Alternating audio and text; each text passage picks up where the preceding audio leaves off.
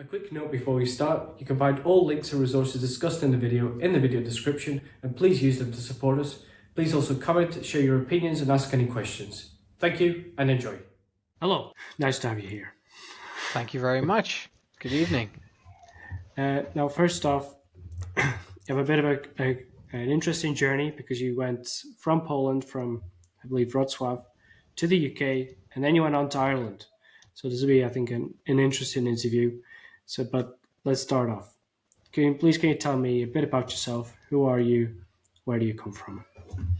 Sure thing. My name is Cameron.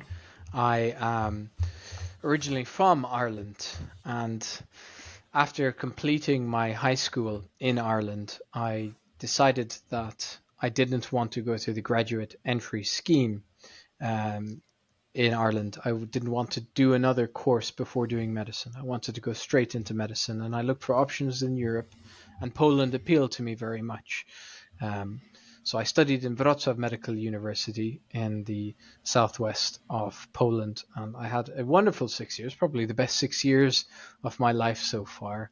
It started off as a very daunting prospect, but as time went on, me and my colleagues, we ended up having a great time in our social life, but also very much in our academic life. And we got strongly involved in academic affairs in the university, and actually it became a strong platform for boosting my own CV, more so than had I studied domestically, I believe. And so you're an Irish citizen, correct? I am. I'm an Irish citizen. It's the only citizenship I hold. I'm half Persian. My mother is originally Persian, but I do not hold any other citizenship other than Irish. Okay.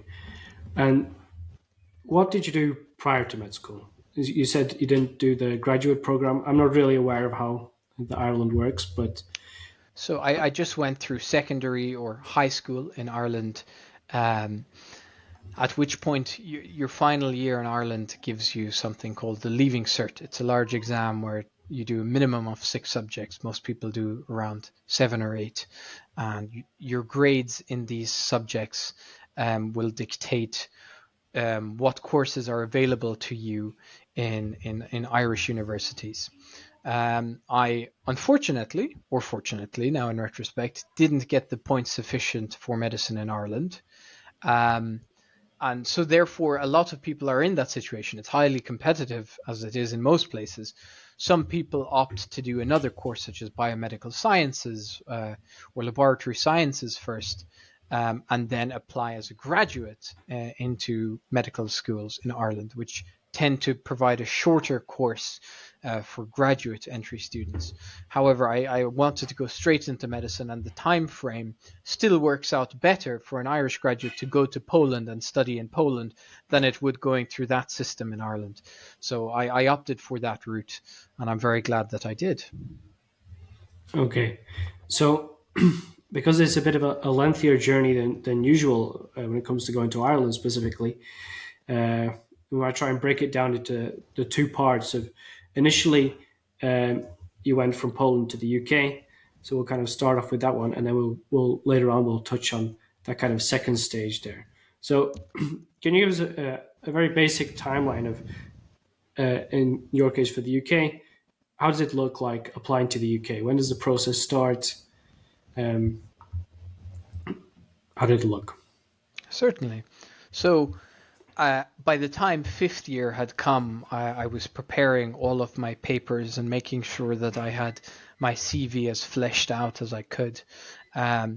Because come the first semester in sixth year, this is when applications open and you need to have all of your paperwork ready. It's when you're applying to the UK, you can choose to apply for 3 programs: the foundation program, the academic foundation program, and the foundation priority program. The foundation program is your standard training, which consists of 2 years. Your first year is when you have partial or provisional registration, and you act as an F1 doctor, which is the most junior doctor in the hospital system. And then in your second year as an F2, you are granted at the start of it full license to practice. However, you still remain in this foundation program, acting as what used to be called a senior house officer. So your duties and responsibilities are elevated somewhat.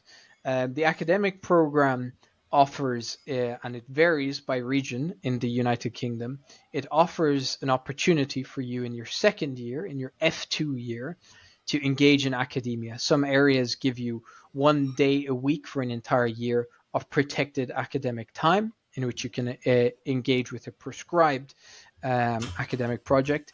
However, in other areas, it's a block. So it's a 4-month rotation in which you're purely academic in what you do. And then the Foundation Priority Program is much like the Foundation Program. However, it provides financial benefits for going to areas which are difficult to staff as they are very rural or distant from urban areas. So in my Okay. year, but come 6th year, I had all of my paperwork ready to send off to the United Kingdom's Oriel platform for applying for the foundation program.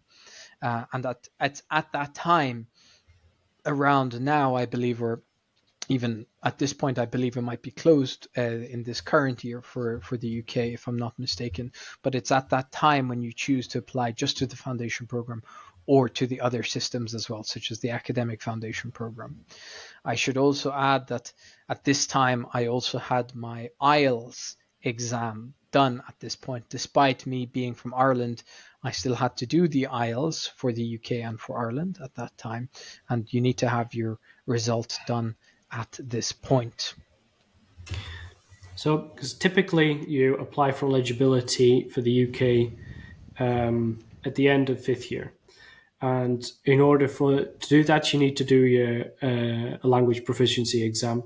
So you did IELTS then. I did the IELTS. Did you do it closer to the deadline, or did you do it like early as you could in fifth year? I did it halfway through 5th year. Um, and it was merely, I think, because of availability. The IELTS was available in Wrocław, in my city, that I did the IELTS.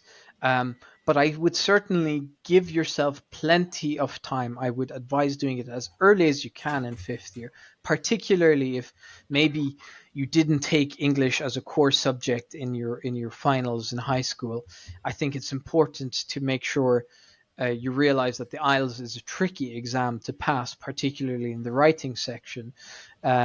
Even native speakers, many of my colleagues who were native speakers in high school or spoke better English than me, had difficulty with getting a sufficient score in the IELTS. Okay. So, and also regarding prior to this application, one thing we want to touch on is how can you be improving your chances of matching or improving your situation uh, prior to that the moment when you're actually applying. So, I mean, okay, you've done IELTS in fifth year, but prior to that, how can you improve your CV? What would you recommend to people to do before that time? Certainly. So now that the SJT, the ethics exam for the UK, that's been eliminated, that's been removed. Um, for the academic foundation program, your CV matters quite a lot. So really, by the time you've got your feet settled in first year and you're just managing to get used to Polish medical school, I wouldn't expect many people to have much in their CV. But really, from second year onwards, you really want to be looking at getting your foot in the door with koło naukowe, with student societies, because that's a great platform to take presentations to conferences. Because really, at the end of the day, what matters in applications, both for your first job in the UK and Ireland, but very much also for later jobs, is where have you presented? What have you presented? So presenting posters at national and international conferences may sound like a very daunting thing, but it's one of the easiest things to do, even as a medical student. You don't have to engage in intense laboratory research or large clinical trials. You can, with seniors, with doctors or professors who are friendly to you, or with older students above, you need to be engaging in smaller projects that you can perhaps bring as a poster to conferences. So I started with poster conferences. I presented them at European conferences such as the European Psychiatry Conference, which took place in Poland one year. I think it was in 2015. And then I started doing oral presentations as well, both at a Polish level and at a European level. and they count a lot both for your first applications but later on as well. They carry a lot of weight and a lot of points. Other things that can really help with your CV are engaging in competitions like a Golden Scapula, like simulation competitions, sim wars, and attending courses for specific skills like supraglottic airway management or ATLS. These also carry a few points in your applications. And then there's softer things which you can speak about in interviews or list in your CV, but they may not be necessarily certifiable as hard points, is stuff like engaging with your student council, being a board member on your student council or chairman or chairwoman, or running student societies like Koonau Koves. So these are things that I did throughout university, and they help prop up the quality of my application considerably. See, what I wanted to ask about that, because for when you apply to the foundation program in the UK, no longer do you get an extra point or two for publishing research. So I think a lot of people view it as it's not necessary or it's not beneficial. Is it? How is it beneficial to have some sort of research under your belt or something, posters, for example? It's beneficial, first of all, very much for the academic program. It's still quite pertinent. Second of all, university is an excellent time when you actually have more time on your hands than you realize. Because come 1 year in Ireland or 2 years in the UK, you're going to be applying for your next stage of your training. And in that time, your publications and your presentations matter very much. University is a great time to do these because, of course, something like a paper publication sounds extremely abstract for a lot of us when we're halfway through medical school. Um, but engaging, for example, in processing data or helping write up a paper can get you listed as a co-author in a paper, and that's something that will count to you in later years. It also breaks the ice very much because when you get to the workplace and you have clinical duties, you don't want to be learning these things for the first time whilst you're also learning how to actually be a doctor on the job. So if you have that academic side under your belt, no matter what specialty you pick, later on it's going to be very important to have engaged in presentations and in publications. And if they see that you from the very early stages in medical school were engaging in stuff like this, it shows that you have a tact for it and that you've already learned the bones of engaging in academia and medicine. I think it's extremely pertinent, and even if it doesn't count for a point in applications now, it very much matters for your CV later down the line. Okay, thank you.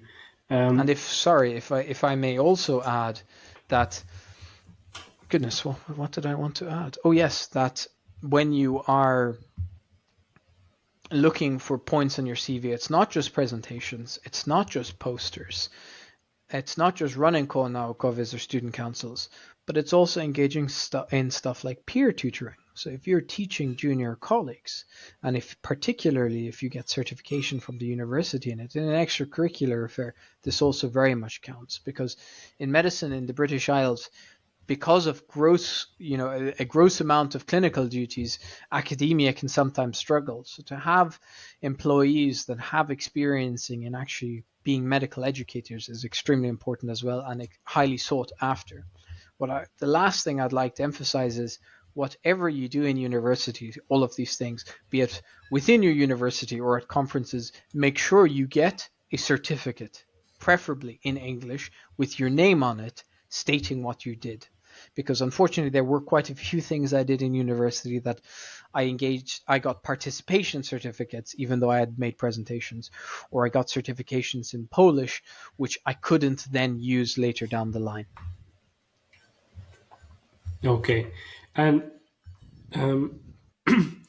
so you've done some things there, and then you've done your IELTS. You apply for eligibility at the end of fifth year. Then at the beginning of sixth year, so probably around about I think it's end of September, something like that, is when you fill out your first application, and ranking also opens up. Now you applied for the academic program, correct? Did you apply Correct. only for the academic, or was the others as well? No, I applied for the standard foundation program and the academic program, as well as the Irish Internship Programme and the Maltese Internship Programme. Okay, so regarding the academic, I think most people see it, don't have a clue what it is, ignore it, and leave it alone. They click the tick on priority program because it's only a tick, but the academic is a bit more work from the looks of it. So, how did you go about the academic, and why did you consider the academic? I considered the academic, after being told it was an impossible task, by the way, I considered it because it was in part an offer to continue the extracurricular affairs that I had engaged so much with in university. And I always knew I didn't only want to be a clinician, I also wanted to be an academic throughout my career. And what better time than to do that from the very start? And that's something that would stick in your CV for a very long time and give you a lot of experience under your belt. So I initially thought it truly was an impossible task as a European applicant, only then soon after to realize that the UK treats academic foundation program applicants on a level playing field with domestic British applicants. And then I realized my chances were improved somewhat. What I did is I compiled all of my achievements so far, my certificates. I prepared answers in the Oriel platform when you're applying for the academic foundation program. Deaneries offer you a section to write about what you have done in various fields of academia. So I prepared my answers for those. And I made sure to get reference letters from my professors in university. And finally, I made a CV. And I can really recommend anyone struggling to make a CV. The European Union offers a website called Europass, which is a great platform for helping build your CV and structure it nicely. Of note, when you're applying for the academic foundation program, you apply automatically from the very start, not nationally, but rather only to 2 deaneries. So it's very early in the application. You have to pick which deaneries you're going to apply for. And those deaneries ask different questions on the Oriel platform. So I applied to Northern Ireland and to Scotland. Scotland, as far as I can recall, offers 1 day a week of academia in your F2 year. Northern Ireland offers it in a block rotation, and that was preferable to me, and that's what I opted for. So when you fill out the white box questions in the academic foundation program application in Oriel, these will be reviewed along with all the supporting evidence you provide to them, and you'll be invited then to an interview in around January to February time. And you'll be interviewed individually by each deanery. So in my case, it was Scotland and Northern Ireland. Scotland provided an online interview. Northern Ireland was in person. So I attended those. And the interviews are structured in 2 sections.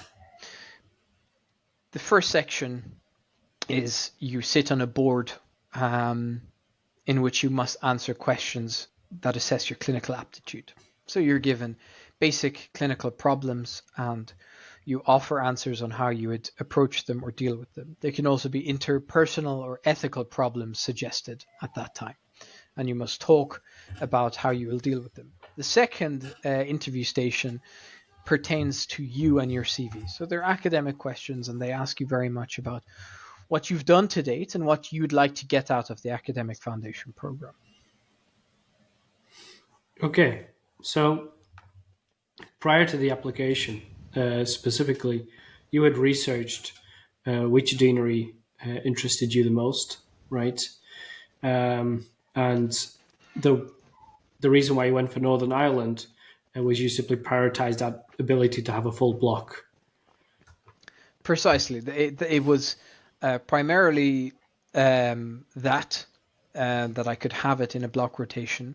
Secondarily, it was close to home for me. I'd been away for 6 years, and although I'm not a home bird, being on the same island as I'm from appealed to me somewhat. And third of all, Queen's University in Belfast, which are the coordinators for your academic block, are a very strong academic institution, with sort of very good medical training program, and I very much wanted to be part of that.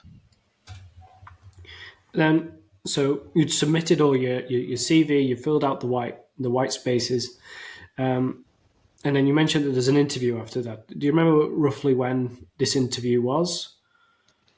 Yes, it was January or February, I believe. The Scottish one was 2 weeks before the Northern Irish one. I believe the Scottish one was in January. Northern Irish was in the start of February. Okay, and because in the typical foundation program, you initially rank all your deaneries, right? And then after that, you rank all the jobs in the said deanery that you're allocated. Now, for this academic program, do you have any of this ranking parts, or how does that look? You do. So initially, you must select the 2 deaneries you want to apply to, and then after the interview, you are told as to whether or not your score was sufficient. You then must rank both clinical rotations and academic rotations. So what you'd be provided with is a list of all of the different clinical rotations around Northern Ireland or Scotland or elsewhere. But then you must also, in a separate ranking system, pick which academic job you would prefer to do. So in Northern Ireland, I believe it was circa 12 to 13 different academic jobs that you could do within that block. And I selected clinical reasoning in medicine, which was an area of preference for me. And it was heavily involved also with simulation medicine. Okay, so you've ranked the foundation program, you rank academia, and did you also apply for the priority program as well? I did not apply for the priority program. Okay, and that, can I ask why you didn't decided not to at all, or did you withdraw it after I considering? decided not to at all. I was placed in a situation where I was going to be doing a long distance relationship with my partner who was going to be working elsewhere, and I wanted to make sure I was near an urban area in order that I could fly out to see them. Now, COVID had other plans in mind, but I wanted to be in bigger academic centers and in larger urban areas. But there's certainly an advantage to working in smaller rural areas. Um, Namely, you get a bit more hands-on experience with all sorts of cases. So in large urban centers, everything is quite divided up into different centers that you may not get exposure to all different specialities in your time on call. Um, you may be given duties restricted to certain fields within the hospital. Whereas in smaller hospitals, you tend to have to look after a larger cohort of patients, or perhaps not numerically, sorry, but a broader field of patients. So there's an advantage to that, but it's not something I picked. You've applied to the foundation program and to the academic one. You've ranked them both. Now, do you have to withdraw from one of them, or how does it look once you kind of match? So if you match with the academic foundation program, it's at that point where you must accept that job and retract your foundation program application. Okay, so you retract your foundation. Do you get the do you match in your foundation beforehand, or do you match in your academic first and then you have to withdraw? You match in the academic foundation program first, and that is at that point, the moment you accept your academic job, you retract your standard foundation program application. Okay, so from there on, I think it's, I don't know, correct me, but it's pretty simple. You wait till end of July, which is when you roughly start, something like that. Correct. Okay, so we've kind of gone over the basic timeline of applying, specifically around the academic one. Withdrew from the foundation program. Now I know you applied to two other countries, so we'll try and very kind of quickly summarize those applications, and maybe we'll start off with Ireland. that the Ireland application also starts, well, not also, because it starts later than the UK, but it begins in your 6th year, round about second half of October. Now, prior to that application date, was there anything else specific for Ireland that you did beforehand? Are you aware? Um, Luckily, a lot of the things you need for Ireland and the UK, at least in my time, were similar. So I had my IELTS ready, and I had a transcript of my records to date ready, and a projected decile letter from my university ready, as well as a letter instructing that stating that the language of instruction throughout my education was in English. So it's practically I had the same things ready for the UK and Ireland. Okay. For Ireland, you have your kind of first stage, which ends usually around this first application stage, which ends around the start of November. We have to get those first documents in. It's a very short window, so you have to be really on top of it. I think one of the most important documents is from your universities regarding the decile, when you'll be provided with the decile, things like that. Now, moving on a bit, the next kind of stage of that is the IEEA, or some anagram of those letters. Or Correct. Now, did you take that exam? I did. So I kept my Maltese and Irish applications open at the same time as the UK application until I got the AFP job in the UK. So I took the IEET, it was called in my time, now it's called the IEA. I believe it's the same in essence. So the Irish Entrance Eligibility Assessment. So it consists of, in normal non-COVID times, of attending 2 exams in Dublin in, I believe, February, March. Forgive me if I'm not entirely accurate with those I think dates. it's January, February right now. But January, February, forgive me. The first exam is a written exam. It pertains very much to basic clinical questions, such as responding to standard clinical emergencies, and also very much to Irish medical ethics. Medical ethics in Ireland is governed by the Irish Medical Council, and their publications on standards for good practice are things that I would advise studying before attending the IEA Part 1 and before becoming a doctor in Ireland. And there are then also specific questions in the IEA with regards to the healthcare structures in Ireland. And this is when I would recommend anyone who's intending in applying to Ireland to do a summer apprenticeship in Ireland in order to familiarize yourself with the Irish healthcare structure and with referral pathways in the Republic of Ireland. So, did you do a summer practical like this? I And if you did. did, then when did you do it, and for how long? I did. I believe I did one in first year for the space of a month and one in third year for the space of a month. It was a great opportunity to familiarize myself with both Irish general practice in the community and also hospital practice. And I managed to familiarize myself with the lingo of different roles in the hospital, as well as referral pathways in Ireland. So, actually, if someone wanted to do it, okay, in your instance, how did you go about um, finding this sort of summer practical in Ireland? Did you reach out to the hospitals, or what did you do? Precisely. I reached out to various hospitals in Ireland.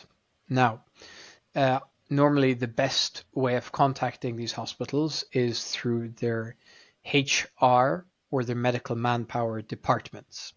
Things that will be expected of you is to have some form of indemnity cover. I know in Poland, some universities offer indemnity through insurance companies for medical students, and this was something that was essential for me in Ireland. I also then would reach out to consultants, which are specialists in Ireland, who would endorse my presence there as a medical student for my summer apprenticeships. Um, the hospital that I currently work in Ireland is called St. Luke's Hospital in Kilkenny, and they're very prolific with taking medical students, particularly from Germany, but also from Poland for summer apprenticeships. And it is, let's say, a well-trodden path in Kilkenny. They're used to it. Not all hospitals in Ireland are used to European students on apprenticeships because it's not a standard thing in Irish universities. But Kilkenny is a very good hospital for taking in European students for summer apprenticeships. I did mine in Waterford. Things have changed somewhat in Waterford now with regards to having medical students there. I'm not quite certain what the current status is. Okay, perfect. And going back to the IEEA exam, are there any kind of resources that you recommend in preparation for it, for both part It's one and two? it's a tricky one because not a lot is generally published with regards to sample questions and whatnot for the exam. And as a European applicant, that can seem somewhat daunting. They do provide a small set of sample questions, which I would certainly look at, not just for what is the right answer, but rather what sort of questions are they asking. Second of all, I would consult the Irish Medical Council's guidances on good medical and ethical practice. I would strongly familiarize myself with that. And I would also consult the HSE's website, the Health Service Executive of Ireland, which is the equivalent to the NHS in the UK, to look at their clinical guidelines that are published, because clinical guidelines from the HSE are what we normally practice by in Irish hospitals and can be the source of questions in your exams. Okay, thanks. Another requirement for the Irish pathway is you're required to do either a BLS or an ALS, maybe a third one, which I can't remember. Did you do any of those? So I did BLS when I was in Poland. Um, in retrospect, I would very much have liked to do ALS as well. I didn't manage to because of COVID, but I would strongly recommend it. But in Ireland, ALS qualifications don't necessarily exclude you from having to do BLS nonetheless. So I would advise students in Poland to do both.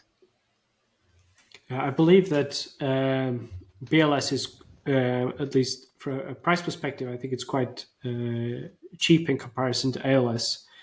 And so I know that some students will do BLS and then they'll do ALS once they've started their internship in Ireland because the university there will cover the Indeed, cost.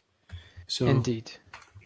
So absolutely, it's not a mandatory requirement to have ALS because indeed it will be something that you can do as an intern in the Republic of Ireland. um, regarding that, I think other than that, I don't think there's many more details. Or is there anything else you want to touch on regarding the Irish application? Um, Um, so I can talk about part two of the exam as well for you. oh yeah, yeah, please. So again, with regards to part two is very much an OSCE based exam in which you will be attending stations throughout the exam, both written stations and practical stations, in which you're faced with medical clinical issues to deal with, or paperwork issues, or ethical issues to combat or to address, I should rather say. So you will be introduced to um, an introduction card at the start of the station where you're given the problem that you're about to face when you go in there. And then you have a number of minutes to go in, and either it's a verbal interaction, or it can be a written interaction in which you must write a referral letter to a general practitioner, or you must make an amendment to a patient's medication regime, or you're given a clinical situation that you must escalate to your senior verbally. And there will be, in some stations, actors who are acting either as patients or fellow healthcare workers.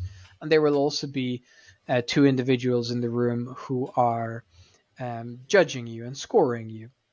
With regards to your performance in these stations, I would advise using the resources. First of all, Geeky Medics. Geeky Medics is a British resource which is highly useful for learning how to deal with ethical situations and communication situations as a junior doctor.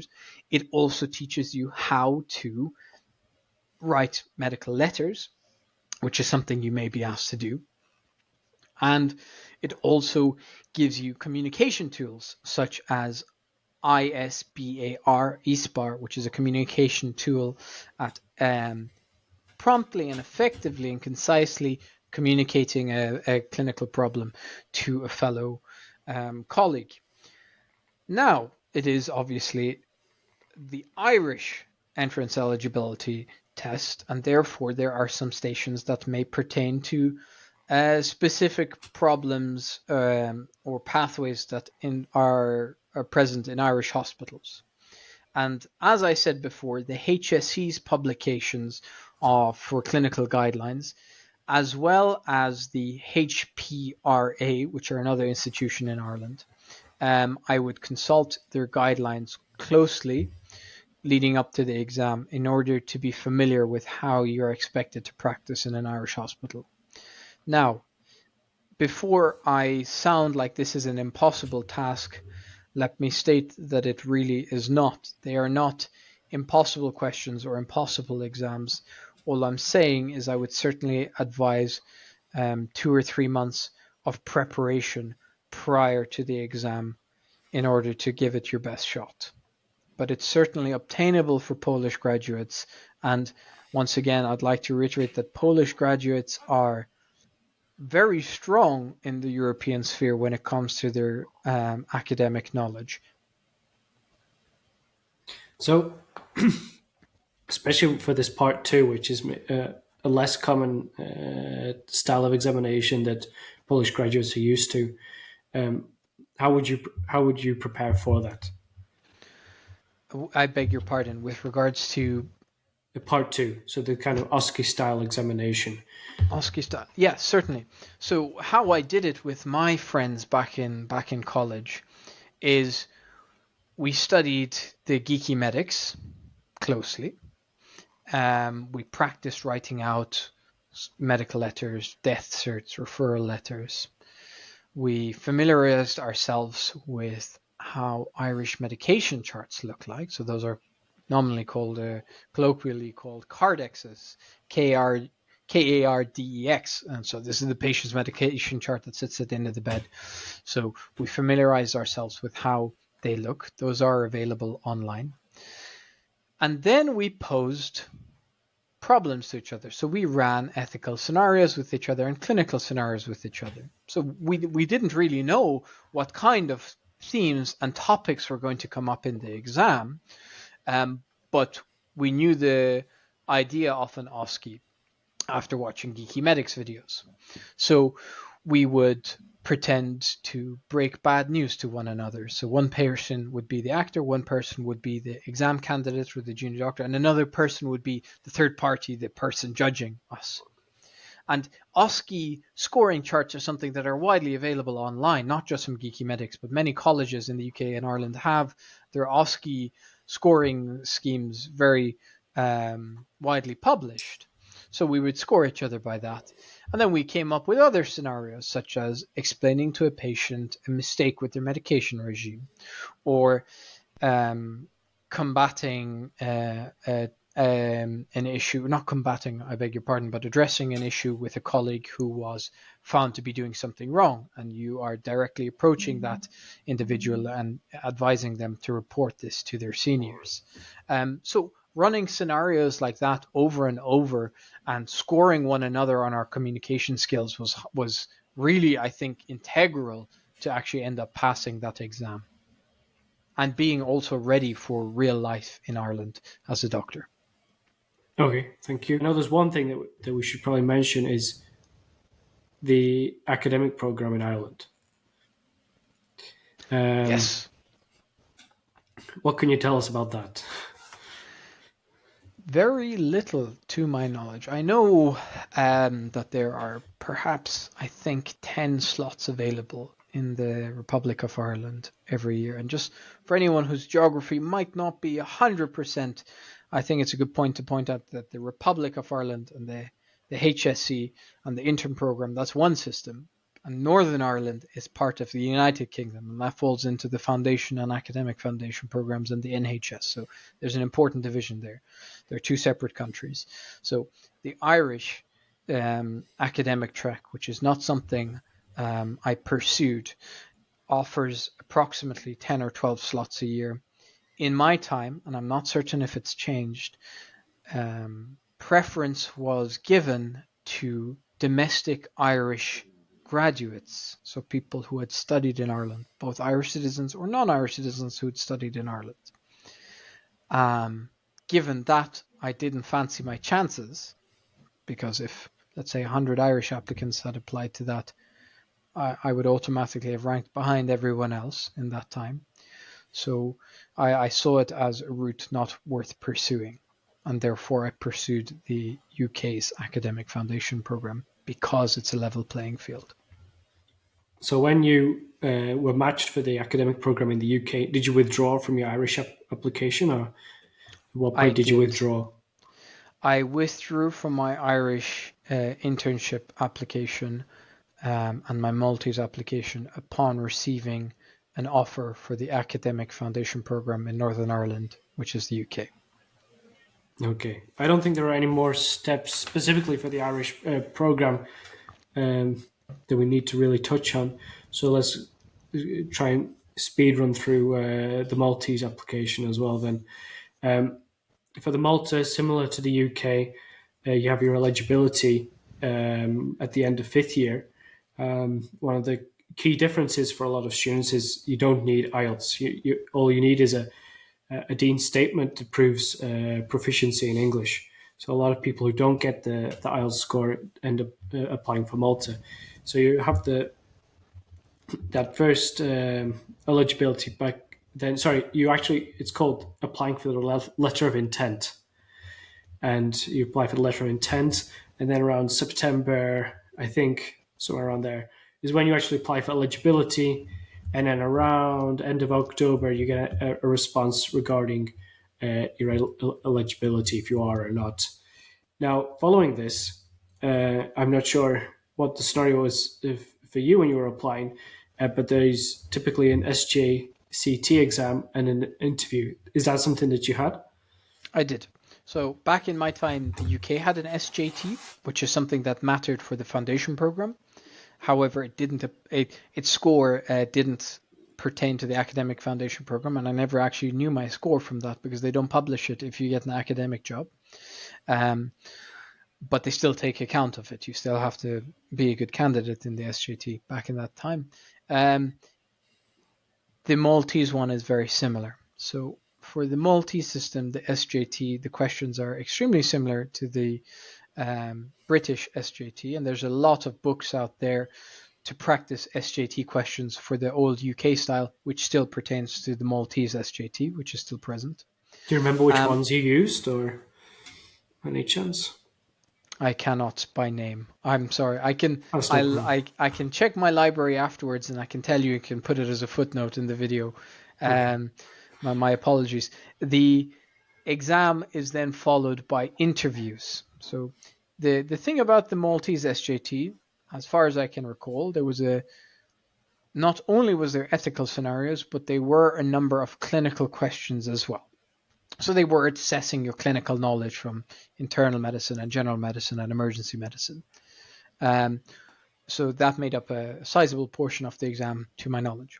The interviews which, as far as I can recall, take place in the same time frame. So I went to Malta only once, both for the exam and an interview. They were in the space of a number of days from one another.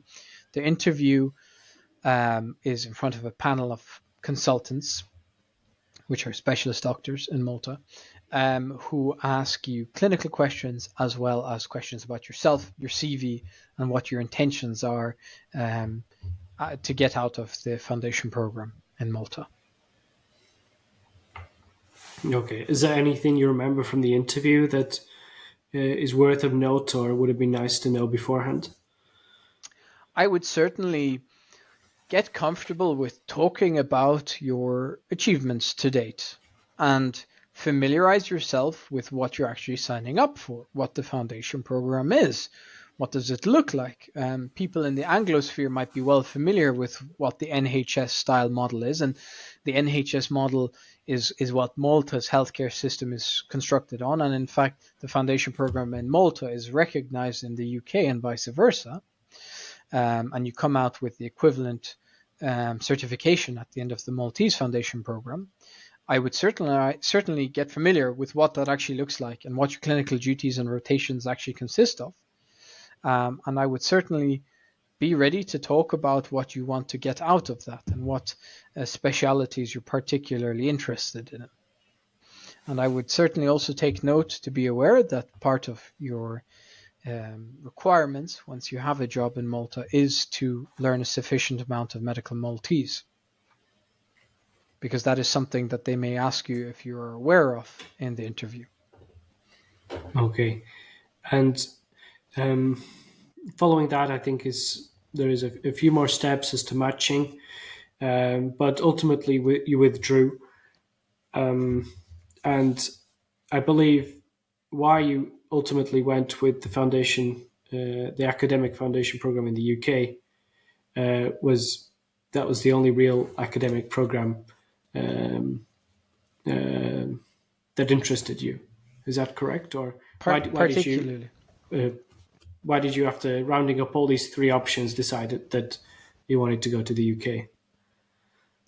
So, pros and cons to all those different countries. I particularly wanted the academic program. Had I not been given the academic program in the UK, I think I would have more seriously considered doing the internship in Ireland. I went with the academic program in the UK, obviously, because it was a platform for me to become a medical educator in the university, to engage in simulation medicine, and to do research and publication. And that's something that I really saw as beneficial and something I wanted to do. When it's so formally recognized and protected in the AFP, anyone who wants to do it, I'd recommend it. Had I not had that offer, I would have still, wherever I was, tried to engage in extracurricular academia, but it's certainly not as structured or as formalized in non-academic foundation program systems. If I can give a brief pros and cons to the different healthcare systems, having worked both in the UK and Ireland and having dear friends who now live and work here in Ireland close to me, having worked in Malta, I can say that the Maltese healthcare system offers a very interesting working schedule in the foundation program where you work from 7 a.m. to 2 p.m. for 5 days a week. And you do, I believe, 24 to 36 hour on-call shifts in which you do have protected sleeping times. So for people who want to experience a very different lifestyle, the Maltese Mediterranean lifestyle, while working in an NHS style system, it's something that I can absolutely see as appealing. And because the country is so small and there's one large hospital, there is every specialty you can name under the sun in one building.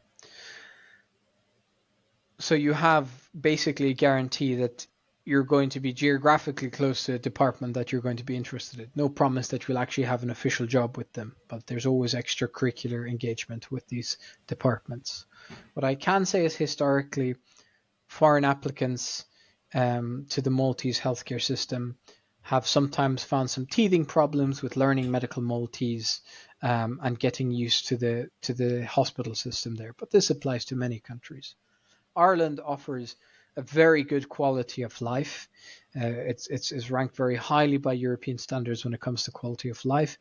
And their condition for junior doctors, of course, we're always seeking improvement and modernization, but your quality of life as a junior doctor, which is not a term used in Ireland, it's non-consultant hospital doctor is used, it's very competitive, or sorry, it's very appealing, I should say. The pay is very good. Your working hours is very good. Far better than what I had in the United Kingdom. That's my current take on the matters. Irish training schemes for specialization have historically been one of the most competitive within the European Anglosphere, aka between the UK, Malta, Gibraltar, and Ireland. However, that's changed, and now the Irish specialization training schemes, all applicants are treated on a level playing field, no matter what your nationality. So long as you have a right to work in Ireland and you have an internship or equivalent, you're treated on merit and merit alone. So historically, it's been a bit of the what's said about Ireland is it's impossible for non-Irish applicants. This is not true any longer. And then when it comes to the UK, what can I say? The NHS publicly, of course, has been having problems, but the NHS is built by a system of really passionate doctors who actually really care about delivering good healthcare and training their juniors. The foundation program was an extremely structured, and keep in mind when you do the AFP, the academic foundation program, I did one academic rotation. The rest of my time was the foundation program in the very standard sense that everyone else is doing. So I have experience in the standard foundation program very much. It's very structured. Your portfolio which is something you must develop over those 2 years. So your clinical skills is something that your educational and clinical supervisors will make sure you stay on top of and make sure that you get your competencies as you go through the program. And really, by it's enviable how structured and how excellent it is. Also, when it comes to day-to-day work in the UK's healthcare system is somewhat more digitized, I should say, than the Irish one. In the Irish one, we're still dealing with paperwork quite a lot, which takes up a considerable time of our workload. It's not a problem, but it certainly was a luxury that we had in the UK, that a lot of your work can be done behind a computer as opposed to behind pieces of paper. And then ultimately, the big con in the UK, and I'm sorry if I'm dragging on too long, but I think it's important for people to know going into this, is that pay is a big problem in the NHS at the minute, and it's something that people are fighting for. And it was, unfortunately, sadly, one of the reasons that pushed me away from the UK in the end is I wanted a bit more financial stability, and that's one of the reasons why I moved to the Republic of Ireland, given the improved pay that we have in Ireland. So one thing also I wanted to ask was during your studies, you typically have a practical at the end of each academic year. Now you mentioned that you did two of them in Ireland. Did you do the rest in Poland? And what do you recommend for people when they're thinking about where to do the summer practicals? I didn't do any in Poland. I did them namely in Ireland, South Africa, and the United Kingdom. Now, South Africa was an amazing experience for hands-on experience, and the system for applying to South African hospitals is much like it is with Ireland, where you reach out to the hospitals directly and you send forward your transcripts to show them where you are, your indemnity, as well as a letter of good standing from your university to show that you're a good and competent student who hasn't had ethical problems throughout your studies. And then you give them a description of what departments you'd like to be placed with and your time requirements. South Africa was amazing because South African doctors, compared to any European system I've seen, they do far more hands-on work. And it was an amazing platform to get practical experience, which is something I found that I didn't get a lot of in Poland. I got amazing theoretical and simulation and academic training, but maybe not as much in procedures, doing lumbar punctures, taking bloods, uh, even partaking in theater and surgery. I was in an operating room doing surgery with surgeons. South Africa I can really recommend. And it's very straightforward, the application. Um, with regards to the UK, I did the rest of mine in the UK. UK was for summer apprenticeships is also very straightforward. You apply directly to deaneries. I did mine in Belfast, which is why I had a little bit of exposure to Northern Irish healthcare system, and I really came to love it quite a lot. And I still love it, and I recommend anyone who wants to go to the UK to seriously consider Northern Ireland as a very nice place for cost of living, quality of life, and amazing colleagues. And the problems that are faced in the NHS are obviously seen everywhere, and it's not down to individual hospitals, but rather there needs to be systemic changes. But the hospitals in Northern Ireland are excellent to work in, with amazing consultants and colleagues. And the Belfast Deanery, I applied to them as a medical student, and they provided me placements in the Royal Victoria Hospital and the Belfast City Hospitals as a medical student. I was extremely well structured. Okay, so And just to their kind of, yeah. indemnity cost requirements were lower as well, by the way. In Ireland, your indemnity cost requirements are very, very high. I think you need a coverage of, in some hospitals anyway, of close to €1 million worth of indemnity of insurance, whereas in the UK it was a more reasonable price. So I wanted to ask, so in your first year you did one in Ireland, and then Yes, second year, can you go through the years where you did them? certainly. So I'm just trying to recall now. So I believe I did one in Ireland. I did first year in Ireland. I did second year and third year in the UK. I did sorry. I did first year in Ireland, second year in the UK, third year in South Africa, fourth year in Ireland, and fifth year I did half of it in Ireland and half of it in Turkey. Okay. Do you remember to which hospital or how you applied directly when it comes to the South African one?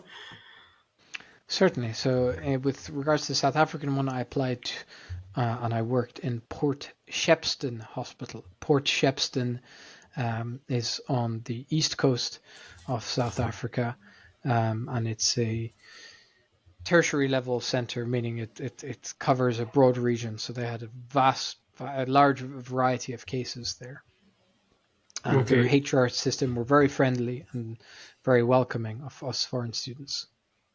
And you also mentioned another final one in Turkey. Uh, could you go into detail as to how you came about that one as well? So in Turkey, it was unfortunately in this beautiful city of Hatay that has now been destroyed in the earthquake. That was less of an application through email, but rather through one of my classmates who was from Turkey and had connections in Turkey, and got it set up through his colleagues and relatives back home. So, um, unfortunately, I'm not quite certain without those established connections how to acquire the Turkish apprenticeship. But what I can say is the Irish, British, and South African ones I did very much through emails to hospitals or emails through deaneries, and anyone can do. Okay, perfect. Thanks so much. Um,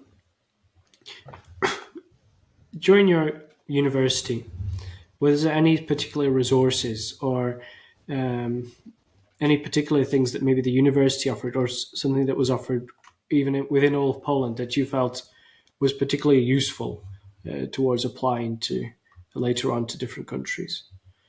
Absolutely. Let me start with educational resources. The Oxford Handbooks of Clinical Medicine are extremely useful for prospective UK and Irish applicants.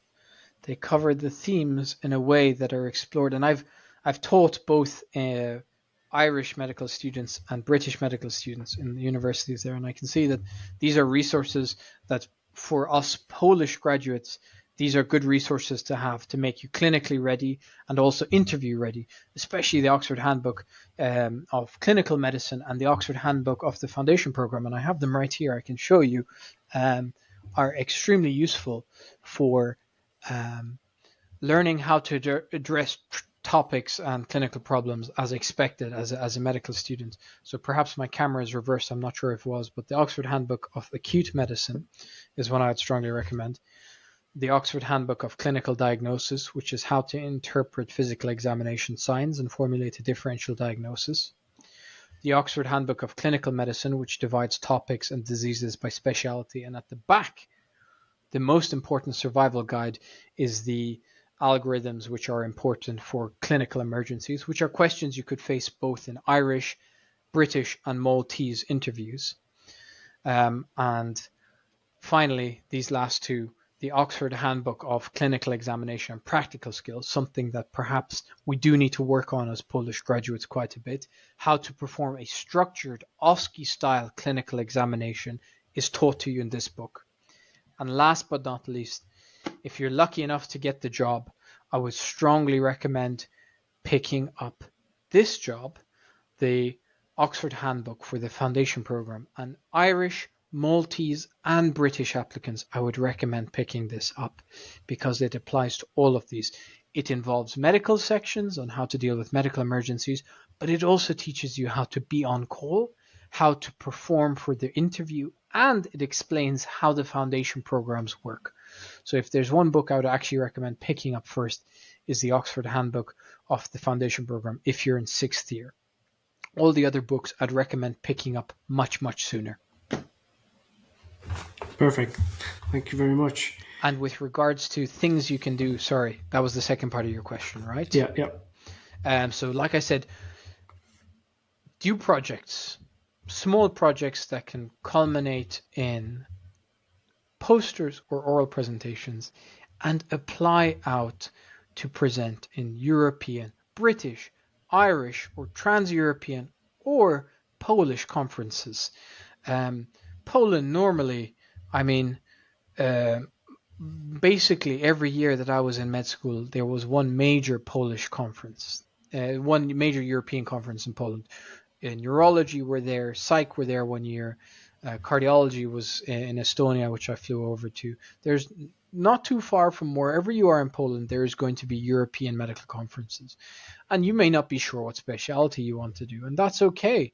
Attend these conferences, learn about them, make connections, make contacts. These are good places also to find people who may be willing to take you on for summer apprenticeships. And of course, try and submit, at least start with a poster and maybe then an oral presentation. Attend ALS courses, ATLS courses, SIM courses, be they in Poland or outside of Poland. And most certainly the upper echelon, the ultimate goal, of course, is a paper publication. And that's something that maybe you can get done by 4th, 5th, or 6th year. But there's many steps you can do before that to familiarize yourself with medical academia. And really, even if you're not thinking of pursuing the academic foundation program initially, you are ultimately, after 1 or 2 years in the UK or Ireland, you are going to be applying for a specialty training program with one of the colleges, College of Surgeons or College of Physicians. And then all of that work that you did in university will very much matter. Okay, thank you. And also, I wanted to ask regarding the academic foundation program in the UK. Can you give us a bit more information as to how it looks like, what's the kind of day to day, or what are the key differences between it and the typical foundation program? So the key differences, as I said, you either, depending on deanery, you either have a day, a week, for an entire year of protected academic time, or you have a block rotation of academic time. It comes normally with the advantage. The foundation program is structured in such a way that you tend to do 1 year in one area within a deanery and then another year in a different area.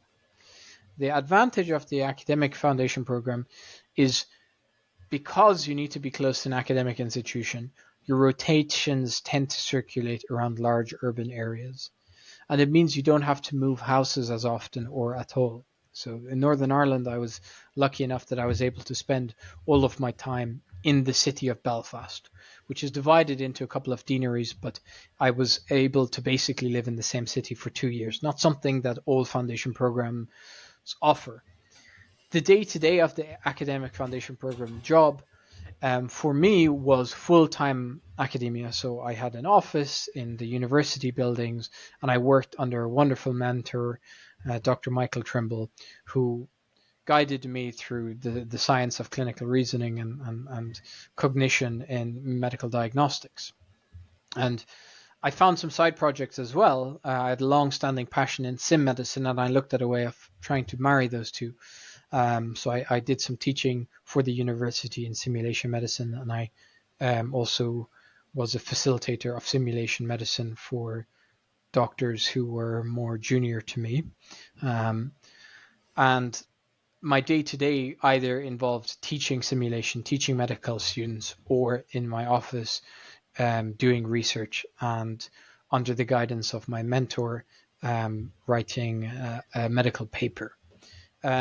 Some academic foundation program jobs can be a little bit different. They can involve a mix of clinical time and this university office, academia, library time.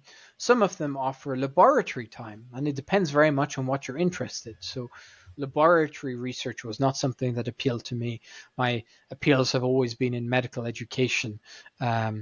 So that's something that appealed to me primarily, and therefore my job was very much based in the university. But some of my colleagues who did it, I believe there's about 10 or 12 academic foundation program jobs within Northern Ireland every year. I believe the number is actually 9. It's 9 actually every year. So there's 9 academic doctors every year in Northern Ireland. Some of the other guys, they were doing time in ICU and then doing time in the laboratory, so they still had some clinical time. So, who So would you it's recommend sorry, the go on. academic program for, as opposed to found? I mean, the obvious answer is people who are interested in academia, but uh, maybe you have a better answer. Anyone daunted by the idea of academia may have the idea that it involves long-term laboratory studies and writing papers, big peer-reviewed papers. It's not. The academic foundation program is a stepping stone into many, many different fields of academia that you might be interested in and not even know it. So if you have a passion for medical education, it's an option for you. If you have a passion for doing research on improving the structures of how you carry out day-to-day clinical practice, it can be for you. If you're interested in histopathology and interested at being behind a microscope, it could be for you. If you're interested in improving surgical techniques, it could be for you. It really is a viable option for more people than you realize. I think what you really just need to say to yourself is, are you ready to sit down and take time out to be behind books and papers and write up reports or make presentations or teach medical students? I'm not saying all of those, I'm saying some of those. And particularly when you get to the point of listing the academic jobs, I would reach out to that deanery and ask them for a little description as to what each job is. And that's what I did. I looked up what the different jobs were going to be like, and I asked them what each one was like, and I reached out to my prospective mentor as to what my preferred job was going to look like, and I was lucky enough to have gotten it. But I certainly wouldn't blindly go into it either. You certainly have to be ready to do something a little bit more niche, but I'll tell you it'll stand to you, because it turns out in the UK and Ireland, nearly any specialty you go to later down in the line, you will be expected to either make conference presentations or educate medical students or write papers or do audits. So those are all things which I would strongly recommend learning how to do early, and the AFP offers you that. So even if you don't see yourself and you're in the middle of second or third year right now, you don't see yourself as a future academic, I would dabble with it in university, and you might find yourself actually finding your niche in that field. Okay, thank you.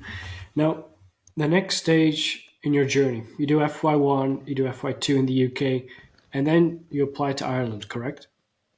So that's what I did. I applied to the Irish BST, which is the Basic Specialist Training, which is a broad field for all internal medicine specialities. And that is done under the Royal College of Physicians in Ireland. And physician denotes internal medicine doctors in the Republic of Ireland and the UK. Alternatively, had I stayed in the UK, I could have applied to other training schemes there, such as the IMT, which is the internal medicine training. So what does it look like? So after you come out of F1 and F2, you are a fully licensed physician at the end of F1, but you stick on with it for another year in F2. And at the end of F2, you can either decide to become a locum doctor for a while, and a lot of people do that to figure out life and figure out what specialty they're interested in, where you take bank shifts or ad hoc shifts in emergency departments or in acute medical units, figuring out what you want to do. If you know what you want to do, then you can apply for a specialty. And most specialities in Ireland and the UK have a stage 1 of specialization, which is normally called core specialization or basic specialization. And then you go into, and that's normally 2 to 3 years. And then you apply to become a registrar, which is normally a 5 or 6 year program in a certain subspecialty, such as cardiology or neurology. So the general stems are normally surgical, psychiatry, GP, or internal medicine. They tend to be the main ones between UK and Ireland that people first apply to after doing their foundation program. And medicine and surgery are subdivided into your core specialization. And when you finish that, then you have to do an interview to do your higher specialization or your subspecialization. So I took the route of doing F1 and F2 in the UK, and then applied for the BST in Ireland, the Basic Specialist Training for Internal Medicine. And this is something that I should highlight. The UK and Ireland, moving between those two systems is highly compatible because they are very similar systems with very similar training pathways. And normally, if you do, for example, one stage in the UK and then one stage in Ireland, it's very easy to move between the two.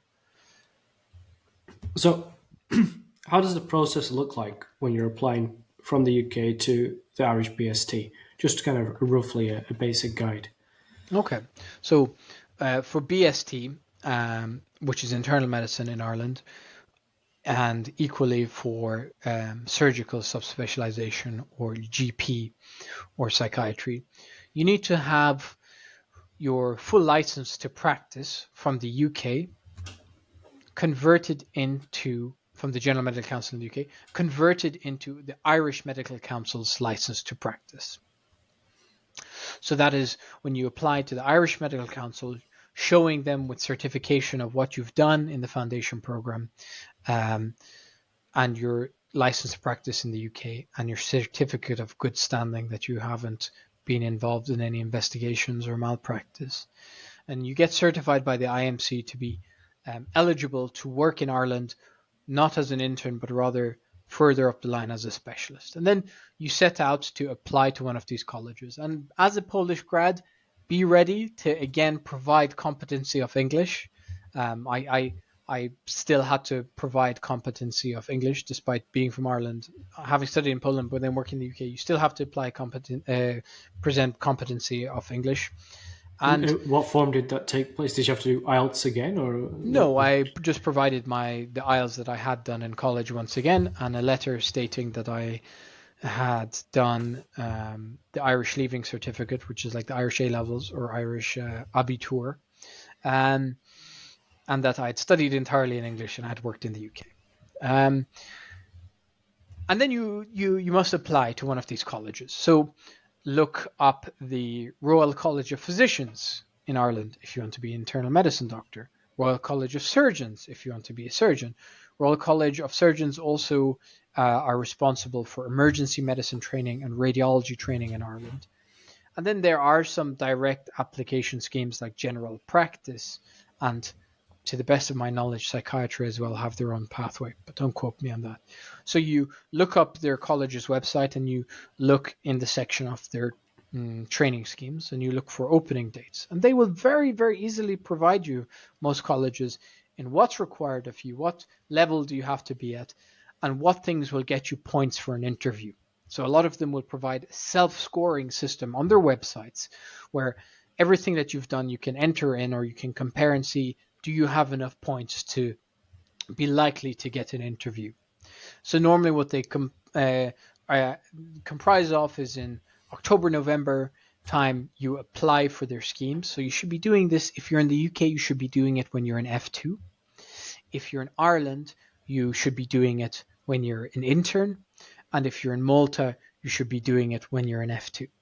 So you set out your initial application, send them CV, send them your evidence of publications and presentations and all of these things I've talked about doing in college. And then you'll be invited for an interview.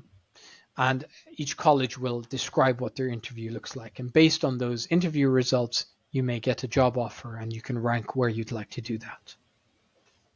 Okay.